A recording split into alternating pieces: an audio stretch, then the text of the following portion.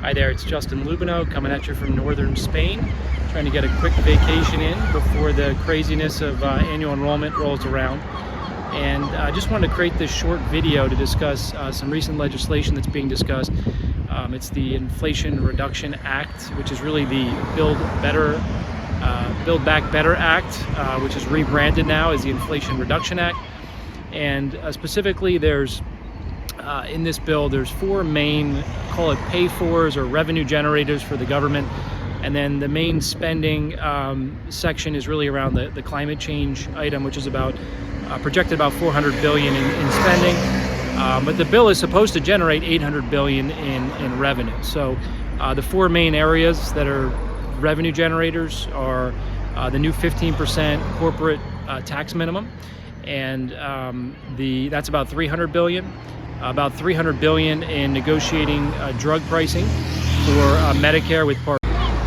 About $125 billion for increased IRS audits and the potential or projected tax revenue generated by those audits, and about $75 billion from a new 1% excise tax on stock rebuybacks. So my main concerns with these revenue generators, majority, about half, is really due to corporate increased taxes, and these companies tend to find ways to reduce the income tax burden with internal accountants, external accountants, and other experts creating creative solutions around that. So I think $400 billion is overzealous to get from these corporations.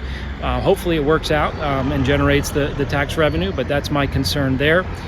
The other roughly $300 billion coming from the pharmaceutical price negotiations, I think, is a positive move in the sense that we need to fix the pharmaceutical pricing in this industry. However, my concern is they tend to be the #1 lobbyist in Washington by far, and that they'll find some sort of creative solution around this, potential reduced drug costs.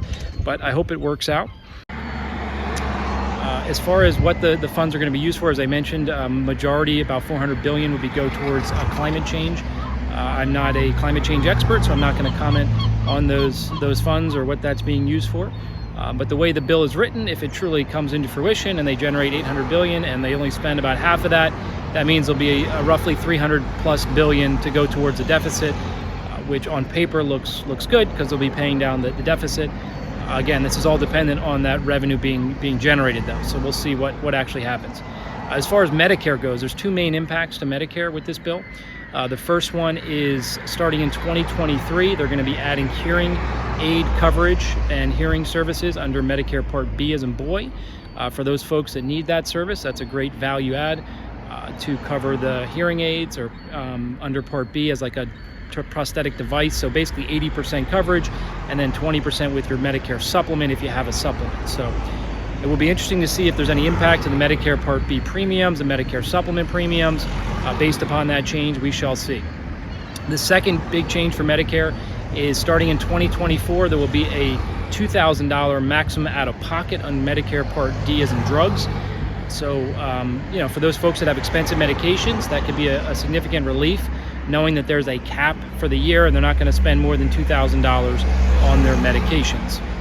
This, we should also see what the impacts are going to be going forward on the Part D drug premiums based upon this change starting in 2024. So we shall see. Again, this bill has passed the House. It has not yet passed the Senate, but we are told it's pretty close. And then the president would sign it and it would become law after that point. So I hope you found this video helpful, and I'll see you back in the States. Take care.